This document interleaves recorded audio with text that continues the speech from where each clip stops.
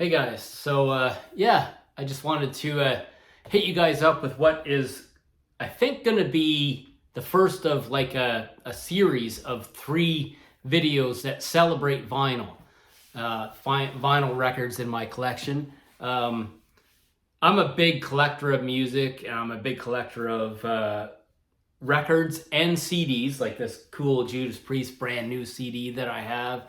And I love CDs. They're great, super in the car, obviously, and stuff. But there's nothing that beats a vinyl record.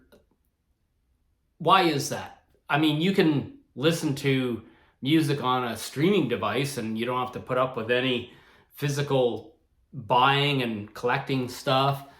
And that works, but there's nothing that beats a vinyl record. So I thought, okay, why? Why do we love vinyl records so much? And one of the things that, to me, that attracts me to a vinyl record is the artwork about the record, whether it's the cover and how it's presented, but also the center label inside the record I really love, and I've always noticed it, and and I'm attracted to it. So I went through all of my collection. Took a while, took all week long. I couldn't believe how long it took to go through all my stuff. And I tried to pick out some cool stuff. There's a lot that appeal to me. There's a ton in my collection that are interesting, but I didn't pick out because they're the colors or the name of the label itself. And I'm more interested in what the band has signed off on or created as part of the record.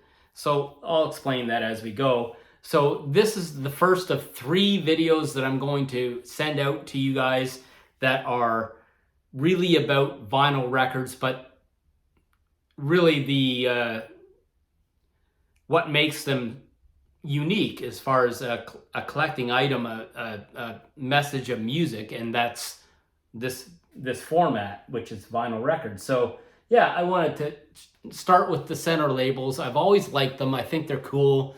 I've always noticed them, and yeah, so I'm gonna show you guys a series of these center labels that are part of my collection that I think are kind of unique or cool, and some of them are just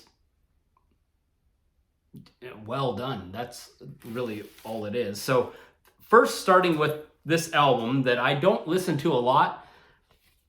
It's got a really good song called Let the Music Do the Talking on it. It's Aerosmith, Done with Mirrors. And, it's a funny record because when you look at it, everything is backwards. The entire record is backwards, including the center labels of this record. So Done with Mirrors, if you look at the record in front of a mirror, you can read it, but everything on this record, the entire record, is reverse. So, right away I thought, man, I got to mention that because I've had this record a long time. It's been in my collection forever, since I was a kid, and it's kind of a strange choice to reverse all of the printing on the outside of the record, and even on the label, and everything is reverse. So I just think it's an example of commitment to the art of that particular record. It's very, very strange that everything is backwards. So that's my number one. Here's another one. Belle and Sebastian. It's a strange band record that I picked up a couple of years ago. I had heard about them a lot.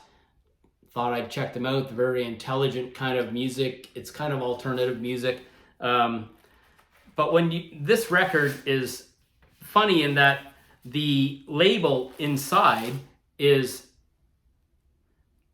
a song called Fox in the Snow on this record, so that's fine. But then there's another side of this label that has some writing, which is fine. A lot of records do that, but basically the writing is talking about the presentation of a new member of the band, and it's kind of a unique choice to choose to put that on the center label of a record. I find that kind of I just found it kind of quirky and unique. All right, next up is Coldplay. So Coldplay has a lot of records that I love, and the artwork is usually very good. This particular record, Everyday Life, has just amazing artwork throughout the whole record. The music itself is very detailed, very beautiful, a lot of orchestra involved. And I'm so impressed with the presentation of the center label of this. It's this gold kind of color, and it's got this, it's hard to describe, but it's got this cool look to it. It's this almost like a gold inlay. It's very beautiful, and it suits the album. I really love when bands put effort into their packaging. If they're gonna bother doing a record, I think it's very impressive for consumers, for us fans to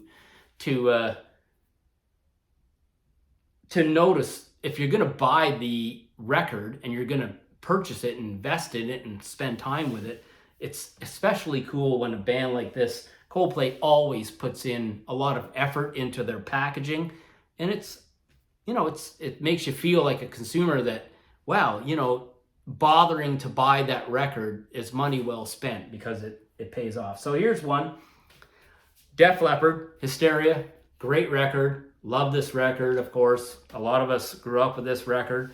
And of course, this record has your classic label where one side tells the track listing for both sides, and the other side has this cool picture related to the record. And I just picked it out because I thought, wow, this record was certainly something that this band knew was going to, they were on their way to this amazing career. And Pyromania, the record before it, just blew them up.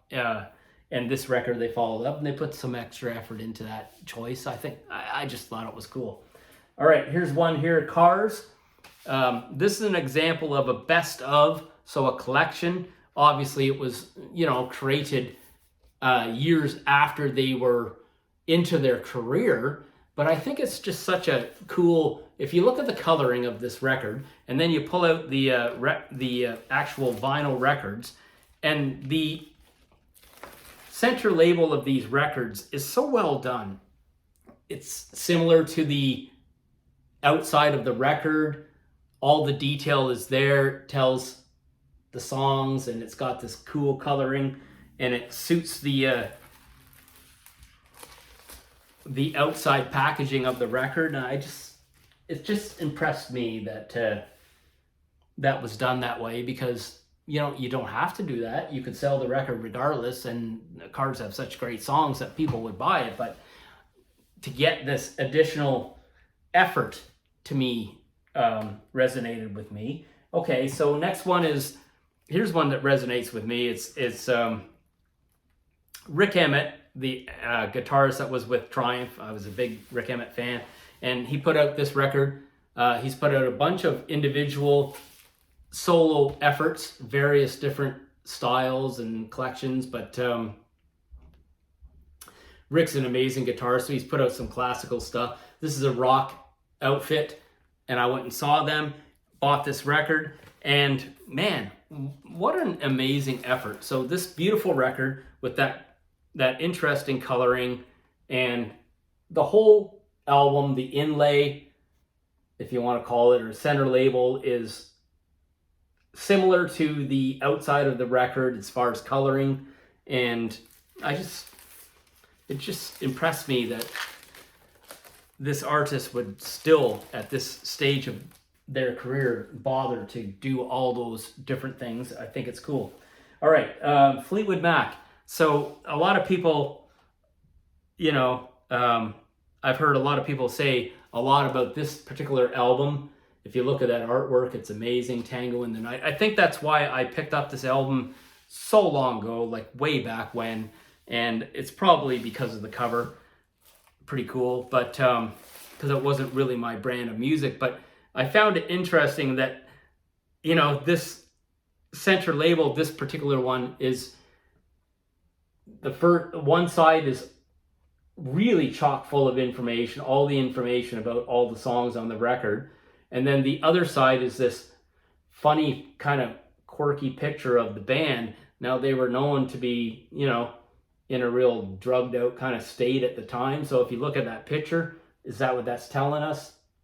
Perhaps. But yeah, I just thought it was an interesting choice for the band to do that. Here's one that is almost a slam dunk for all of us record collectors. I mean, Maiden has always put out crazy output as far as their artwork. This is an old school. This is the first record with Bruce Dickinson, and it's a classic. Number of the Beast, such a classic record. And look at this. We they had already put out a couple of records with Eddie as front and center, and then they put this one out. The first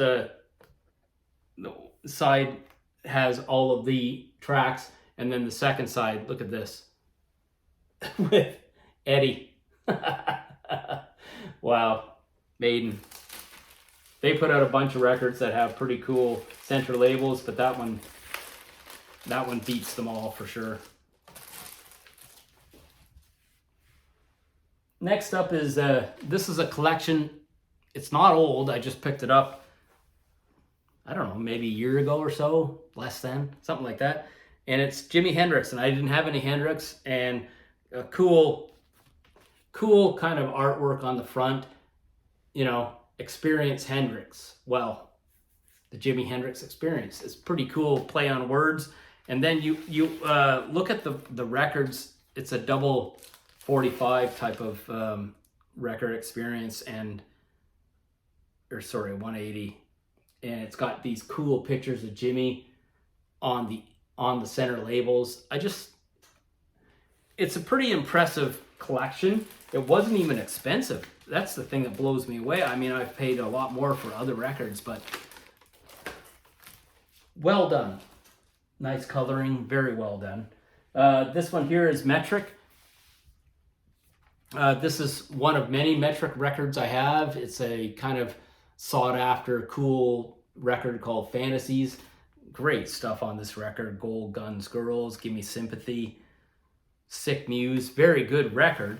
And then, you pull out the record itself. It's this beautiful album, and it's got this cool, just simple butterfly look on the center label. Very nice. So that struck me as a beautiful piece of art, both musically and visually. This one here is an example of a lot of my favorites from my collection are center labels that have like really classy, tells the track listing, easy to read. This one here is Tom Petty. This is the greatest hits. It's very, very extensive. It's very, very good. But look at this label. It's like perfect. It's got the track listing. It's got his cool Heartbreakers logo. Very, very good. And both records on this set are like this. It's just very appealing to me. I like that professional, clean look. Very good.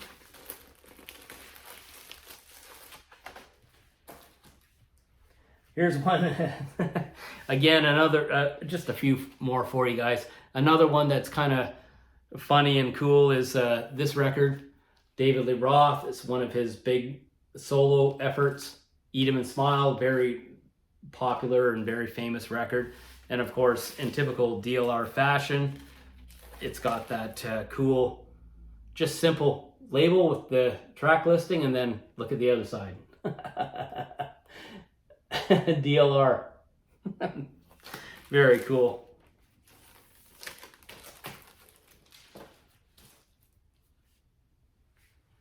Now here's one I wanted to show because tonight I hope everyone at least follows it. I'm not going to pretend I'm going to watch it all. It's not, it doesn't have a lot of my rock stuff, but the Juno Awards, Canada's Grammys, are on tonight. And here's a Canadian band that in my world shined bright back in the day when we were kids and we were into these guys. Santers, a very good guitar-oriented three-piece band. And I just think that this impressed me because if you look at there's a little bit of brick wall there, and you look at it's called Guitar Alley, but then you pull out this record, and it's an old record. I've had it a long time, and it's got this cool, beautiful, I love the silver and the black, and the little bit of bricks on the in the picture from Guitar Alley. I just think it comes off, it's pretty well done for what it is back in those days. Santers, Canadian band. All right, couple more for you. Stone Temple Pilots. So, of course, STP, been around a long time. This is their, I guess you call it reincarnation, when they got themselves back into making music with the new singer after Scott Weiland died. And this is a record that Karen and I got to see them play live. It was an amazing show. They've announced a new tour with Live, and it's going to be, go see it if you haven't seen STP. Now, this record, it's got this cool artwork on both sides of the album. Very, very cool. And then inside on the center label, you get the same kind of feeling. You get this cool artwork. Very, very nice. STP.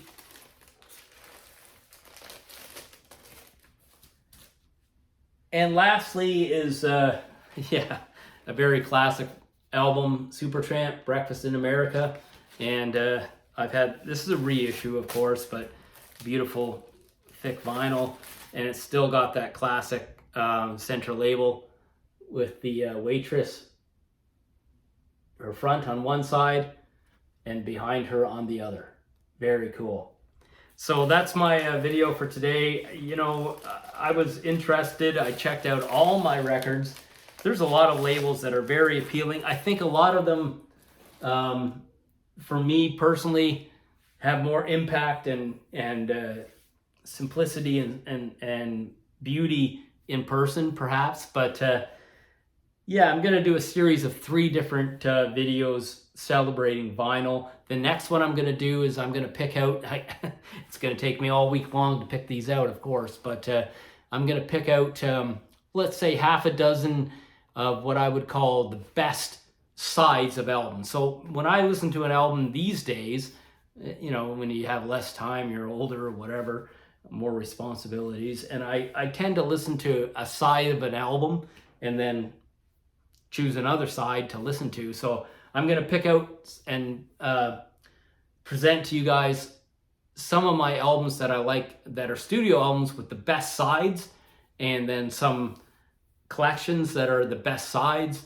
and maybe even some live records that are the best sides. So sides of an album. And then after that, I've got another plan to do another vinyl celebration where I show my favorite pictures inside gatefolds of records. So like and subscribe if you want. And hope that everyone is doing good. Take care. See you again. Bye.